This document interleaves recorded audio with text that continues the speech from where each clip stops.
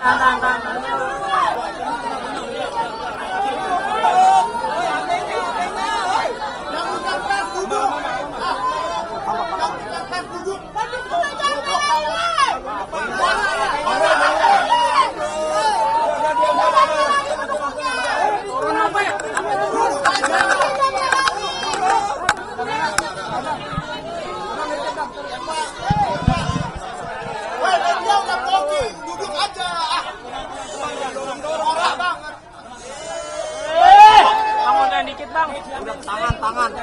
Bang munduran dikit bang. Bang izin bang. Bang Roy munduran dikit bang. Bang Refli munduran dikit bang.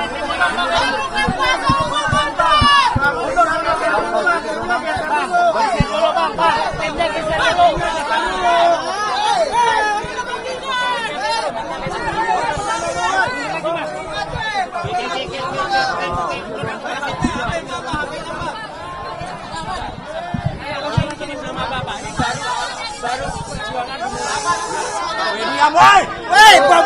Bawa badang dia. Sabar sampai mic-micnya terbang. Sabar. Semua dapat tanda tangan. Ya, pelan-pelan. Oke, calm down. Oke, kita mulai. Oke. Ya. Kawan-kawan semua, bapak-bapak, ibu-ibu sekalian, kawan-kawan semua, kita memulai press conference ini. Pertama-tama kita ucapkan puji syukur kehadiran Allah Subhanahu wa taala atas putusan hari ini yang menurut kami ini memenuhi rasa keadilan. Ini adalah keadilan yang substantif, terlepas dari soal hukum acara yang digunakan, tetapi hakim menggali keadilan substantif dan fakta-fakta yang kemudian berlangsung. Karena itu untuk mensyukuri ini kita berikan kesempatan yang pertama kepada Mas Roy dulu untuk mengucapkan rasa syukur, dan kemudian nanti teknis-teknis hukumnya akan kami sampaikan, baik Pak Abdul Ghafur, saya maupun lawyer-lawyer lain termasuk Bu Soraya. Silakan Mas Roy menyampaikan apa yang ingin disampaikan. Ya. Bismillahirrahmanirrahim. Assalamualaikum warahmatullahi wabarakatuh. Waalaikumsalam warahmatullahi wabarakatuh. Pertama-tama alhamdulillah hari ini Selasa 7 Juli 2026 adalah dimulainya babak baru dari hukum Indonesia. Laboratorium hukum di Indonesia dengan menggunakan tata perundang-undangan yang baru, meskipun tadi pertimbangannya tetap menggunakan yang lama, itu sudah kita mulai hari ini. Dan tentu saja sama seperti tadi yang Bang Refli sampaikan, kita yang pertama patut bersyukur kepada Tuhan Yang Maha Kuasa, Allah Subhanahu wa taala, yang telah dengan secercah harapannya memberikan kita semangat, memberikan kita asa, memberikan kita niat untuk memperbaiki hukum negeri. Ini hukum bukan untuk saya, bukan untuk Roy Suryo dan tim kuasa hukum Tokham yang hari ini mendampingi saya, tetapi adalah untuk kita semuanya. Juga untuk sahabat-sahabat pejuang kami yang ada di seberang sana, yang ada untuk Bu Dr. Tifa, yang ada untuk Bu Kurnia, yang ada untuk Mas Rustam, dan juga untuk Pak Rizal Fadila. Ini adalah untuk kita semuanya. Yang kedua, kami ingin mengaturkan terima kasih atas kebijakan yang luar biasa, pertimbangan kepada hakim tunggal, ya, kalau tidak salah namanya Pak Ketut, ya, kalau tidak salah. Terima kasih, matur suksma Pak Ketut, atas pertimbangannya yang sangat luar biasa. Jadi itu benar-benar sesuai dengan fakta persidangan. Saya nggak perlu ngulangi lagi fakta persidangan yang ada, ya. Dan saya juga mengaturkan terima kasih kepada keluarga saya, ya, istri tercinta, dan juga para kuasa hukum. Di sini ada Mas Refli Harun, ada Mas Abdul Ghafur Sangaji, ada Pak Yasena, ada Bu Soraya, ada Pak Ristan, dan ada semua dalam tim Tokham. Jadi tim Tokham adalah bukan hanya terbatas saja. Silakan untuk teman-teman kuasa hukum yang lain, untuk lawyer yang ingin bergabung, silakan. Kita bersama-sama ingin menegakkan kebenaran. Dan insya Allah hari ini kita mulai dengan langkah kecil untuk suatu langkah yang lebih besar. Dan tentu saja kepada seluruh media, baik media mainstream maupun media alternatif, YouTuber yang terus membersamai, dan tidak luput, terakhir saya aturkan terima kasih kepada seluruh masyarakat Indonesia yang diwakili oleh ibu-ibu, mak-mak, dan juga bapak-bapak pejuang yang ada di semua, dan organisasi pemuda yang ada, ya, yang terus membersamai selama ini. Kami tidak akan meninggalkan kalian semua, KNPRI, ARM, Forum Aksi, dan juga yang lain, ya. Kita tetap berjuang bersama. Jadi nanti, ya, pertimbangannya adalah nanti teknis akan disampaikan oleh Mas Refli, dan jangan lupa, ya, ini kita akan tetap memperjuangkan nanti ketika hari Jumat itu akan ada pra-peradilan yang kedua. Pra-peradilan kedua itu ada hari Jumat, dan itu apa isinya nanti akan disampaikan. Dan saya juga ingin sampaikan hari ini kita menyelesaikan pra-peradilan di Jakarta Selatan. Kita juga akan mengikuti nanti perkara pokok itu di Jakarta Timur. Tapi kemarin kita mengajukan gugatan ya PMH itu apa sih? Perbuatan melawan hukum di Jakarta Utara terhadap seorang namanya Lecu Manan. Ya, itu sudah kita daftarkan dan muncul reknya adalah nomor 457/B/PDT yang ada di Jakarta Utara. Kenapa? Karena dia telah melakukan penyelundupan pasal dan pasal itu ternyata tidak digunakan.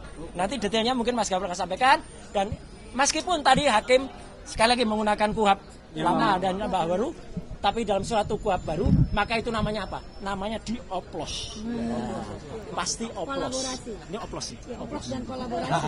Gitu ya. Oke, kita dengarkan dulu ya. Karena putusannya seperti ini ya, oplos. Maka saya pakai gas oplos. Silakan. Oke, Mas Refli. makasih Mas Roy. Terima kasih Mas Roy sudah menyampaikan sesuatu hal. Nah, saya ingin memberikan penghargaan kepada rekan lawyer yang lain, Bu Soraya, yang juga menjadi bagian dari tim kami, tim Tokham, ya, tim Mas Roy. Silakan Bu Soraya menyampaikan sesuatu yang mungkin ingin disampaikan. Terlebih dahulu, silakan. Assalamualaikum warahmatullahi wabarakatuh. Waalaikumsalam warahmatullahi wabarakatuh. Hari ini kita buktikan bahwa salah satu dari hakim tunggal kita yang menyelenggarakan proses persidangan Rapid ini betul-betul bijaksana, betul-betul menempatkan kebenaran, keadilan di negeri kita ini. Amin. Dan ini bukan untuk Pak Roy dan yang lain, tapi untuk seluruh anak negeri, anak bangsa yang merasa diintimidasi, yang merasa hak-haknya dilanggar. Kita buktikan hari ini, kemenangan perjuangan itu masih hidup dan masih menyala di negeri ini. Untuk sementara, untuk selanjutnya saya serahkan kepada tim lawyer kita yang lain. Bang Erha. Ya. Selanjutnya Bang Erha. Oke, ya, saya ingin memberikan kesempatan kepada rekan lawyer yang lain, yaitu Ristan. Hei Bang Ristan, mantap. Semangat.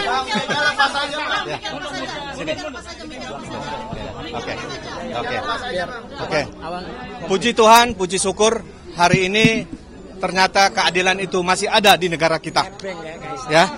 Jadi acara pra peradilan selama 7 hari kita sudah berjalan dengan lancar. Pertama-tama kita mengucapkan kepada hakim tunggal yang melakukan pekerjaannya begitu baik dan lancar, dan ternyata keadilan itu masih ada hingga hari ini. Mudah-mudahan di perkara berikutnya, perkara pokok dan lainnya, ini berjalan dengan baik dan lancar sesuai dengan harapan kita. Ini masih perjuangan kita masih terus, ya, masih panjang. Nah, itu kita doain aja, semoga kedepannya lebih bagus dan berhasil. Amin. Ya. Saya mau sebenarnya memberikan kesempatan kepada ada tim lain, Pak Yasena, tapi Pak Yasena nggak di tempat ya. Oke, ya sudah. Saya berikan kesempatan pada Abdul Ghafur. Silakan. Oke. Ya, Mas Roy dan rekan-rekan media yang saya hormati, alhamdulillah putusan pra peradilan hari ini telah menjawab harapan publik bahwa penegakan hukum dalam perkara kasus ijazah palsu mantan Presiden Joko Widodo, dan sekaligus menjawab kebohongan yang selama ini diglorifikasikan oleh pihak sebelah, oleh kubu sebelah, bahwa ternyata adalah perintah penangkapan, penahanan, penggeledahan itu tidak sah secara hukum sehingga patut untuk dinyatakan batal demi hukum. Itu poin yang pertama. Poin yang kedua adalah ini kemenangan adalah kemenangan penegakan hukum. Bukan kemenangan Mas Roy, bukan juga kemenangan kami kuasa hukum. Tetapi kemenangan penegakan hukum karena perkara Mas Roy ini menjadi laboratorium hukum baru. Karena kita masuk dalam rezim KUHP pidana baru, sehingga apa yang kemudian kita titipkan lewat perkara ini kemudian bisa menjadi pembelajaran supaya penegakan hukum ke depan harus dilakukan secara proper, due process of law, dan tentu harus mengedepankan prinsip hak asasi manusia. Nah, apa yang dilakukan oleh Polda Metro Jaya dengan penangkapan, penahanan, dan penggeledahan itu sesuatu yang sebenarnya kita melihat dari awal adalah sesuatu yang hanya untuk memenuhi kepentingan dari kubu sebelah. Karena jauh sebelum penangkapan penahanan itu dilakukan, ada satu organisasi advokat, kita sebut saja Peradi Bersatu, yang sudah menekan Polda Metro Jaya sehingga harus dilakukan penangkapan dan penahanan. Dan penangkapan dan penahanan itu justru oleh Polda Metro Jaya tidak dilakukan dengan dasar yuridis yang kuat, argumentasi hukum yang kuat, tetapi hanya karena adanya tekanan politik, adanya pressure dari kelompok-kelompok yang tidak berkepentingan dengan penegakan hukum ini, tetapi kemudian itu diakomodir. Ini sesuatu yang sangat kita sayangkan. Dan hari ini telah ditunjukkan kepada publik Indonesia bahwa dua lembaga penegak hukum, yaitu Kejaksaan Agung Republik Indonesia melalui Kejaksaan Tinggi DKI Jakarta dan Kejaksaan Negeri Jakarta Selatan tidak melakukan penahanan. Dan hari ini yang kedua adalah Pengadilan Negeri Jakarta Selatan untuk pokok perkara pra-peradilan, penangkapan, penahanan dan penggeledahan. Ternyata juga permohonan kami dikabulkan. Artinya dinyatakan tidak sah. Kemudian yang ketiga, nanti penjelasannya akan lebih akurat dari Bang Refli. Yang ketiga adalah hari Jumat tanggal 10 Juli 2026 kami sudah akan memulai lagi pra-peradilan yang baru untuk menguji pasal 32 Undang-Undang ITE yang menurut kami itu adalah pasal penyeludupan, pasal entertain yang tidak diperkuat dengan bukti-bukti permulaan yang cukup, sehingga nanti kita buktikan dalam pra-peradilan apakah dasar penetapan tersangka menggunakan pasal 32 Undang-Undang ITE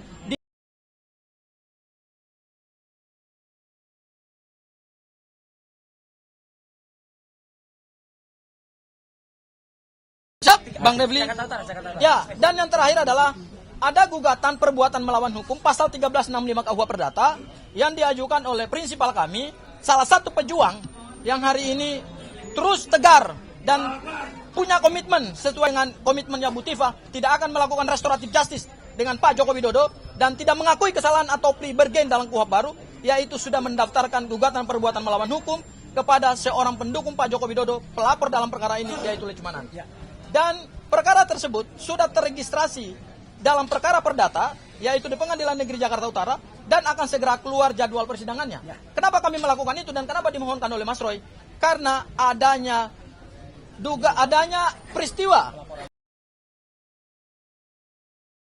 dulunya melaporkan pasal 160, yaitu Mas Roy dituduh melakukan kegaduhan publik, kemudian juga melakukan pasal 8 ayat 2 Undang-Undang ITE, ternyata berdasarkan surat dakwaan dari jaksa penuntut umum dalam perkara yang menghasut, dalam perkara Bu Tifa dan perkaranya Mas Roy itu ternyata dibuang pasalnya oleh jaksa penuntut umum, sehingga kami ingin menguji bahwa ada perbuatan melawan hukum yang dilakukan oleh pelapor sehingga harus melakukan ganti rugi terhadap penggugat. Mungkin itu yang bisa saya sampaikan. Wassalamualaikum warahmatullahi wabarakatuh.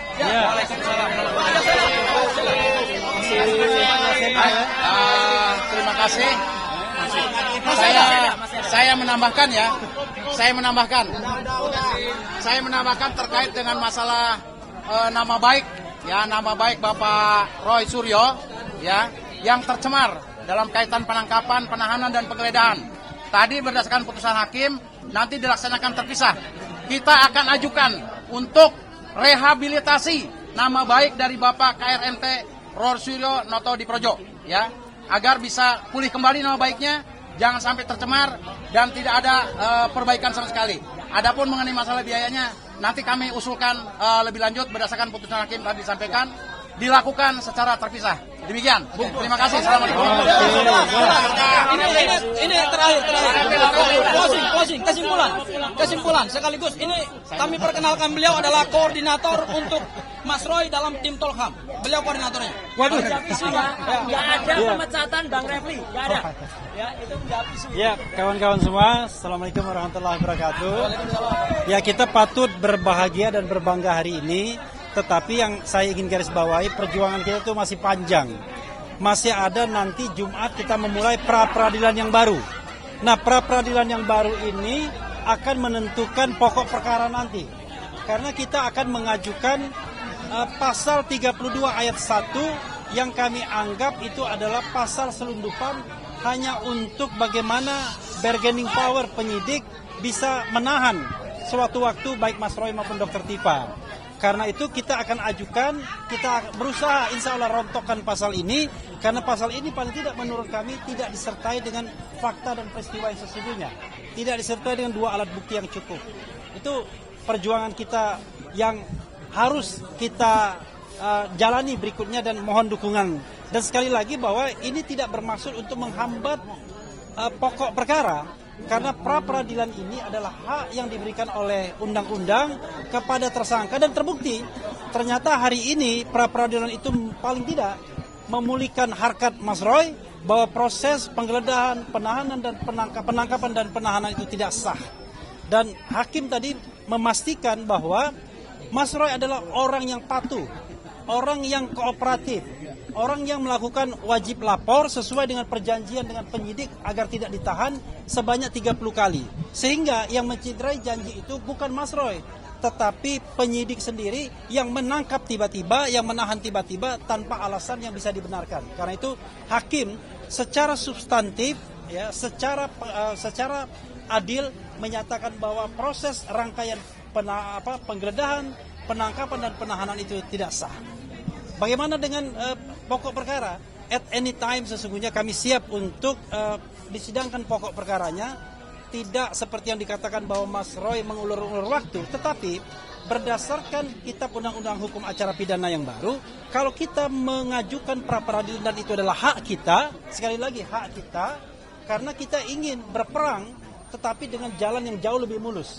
Seandainya pasal-pasal 32 ayat 1, pasal 35 sudah dirontokkan di pra peradilan, maka kita hanya menghadapi pasal-pasal yang ringan saja. Nah, ini adalah bagian dari strategi yang mohon kawan-kawan sekalian, termasuk lawyer-lawyer yang lain di medan manapun, menghargai hak kami untuk memperjuangkan bagaimana strategi ini bisa berjalan dengan baik demi Mas Roy dan tentu demi penegakan hukum itu sendiri.